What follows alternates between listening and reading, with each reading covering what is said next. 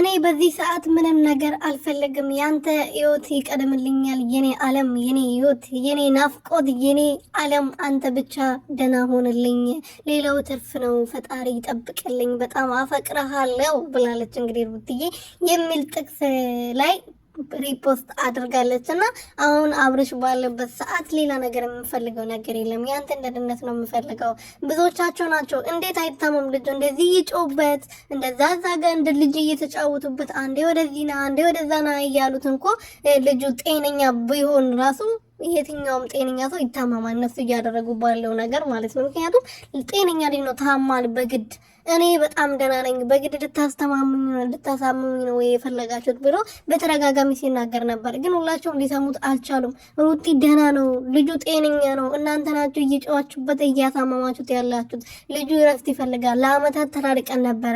አሁን ለራሳችን ጊዜ ያስፈልገናል። እባካችሁ ብቻችን ተውን ብላ ብትናገርም ሊሰማት አልቻሉም። በተለይ ደግሞ ቡዜና ዴቪ የሚባለው ቁርፉዳን የሚባለው ሊሰሙ አልቻሉም። ሰላም ቤተሰቦች እንዴት ናችሁልኝ? እኔ በጣም ደህና ነኝ። እግዚአብሔር ይመስገን። በያላችሁበት ሰላማችሁ በዘት ትረፍረፍ ይበልልኝ።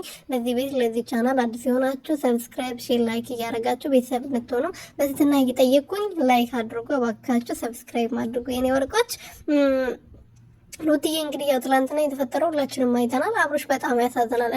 እንደ ወንድ ልጅ ልብ ይሰብራል። እየተደረገበት ያለው ነገር ያው እሱ ፈቅሮ ቢደረግም እኛ ደግሞ የምናየውን ነገር ነው አይደል የምናምነው። መቼም የእነሱ ህይወት ውስጥ ገብተን ወይም ደግሞ እነሱ ከካሜራ ጀርባ ምን የሚያደርጉትን ነገር አናውቅም። ለ30 ደቂቃ የምናየውን ነገር ነው የምናምነው። ስለዚህ በምናየው ነገር ደግሞ አብርሽ ያሳዝናል። ህፃኑ ልጅም ያሳዝናል። እንዴ እዛ ጋር ልጁን ተጫወቱበት እኮ እሱ እንድጫወቱበት ብፈቅልላቸው በጣም ነው የሚያስጠላው ስታዩት ማለት ነውና ልጁ የታመመው ደግሞ በሩቲ ምክንያት ሳይሆን እነሱ በሚጮው ታማሃል። ጤነኛ ነኝ እኔ ራሴ ፈልጌ ነው ወደ ልጄ ወደ ሚስቴ የተመለስኩት፣ እባካችሁ ተውኝ ከህይወቴ ውጡልኝ ብሎ እየተናገረ አንዴ በመኪና አንዴ ጋጋታ ሌላ ነገር እየፈጠሩ አንዴ በግድ አታሎ ልጁን እየወሰዱት እየተጫወቱበት ነበርና በዚህ ነገር ባይታመም ይደንቃችሁ ነበር ወይ ይገርማችሁ ነበር ወይ ነው ማለት እና ማንንም ለሱ እያሰብ አይደለም። እነሱ በቃ አንቺ ነሽ አንተ ነህ ነው የሚባባሉት። እዛ ጋር ቆሞ ሩቲ ብቻ ነበር ስትጨነቅ የነበረውና ፈጣሪ ይጠብቅልሽ ሩቲ።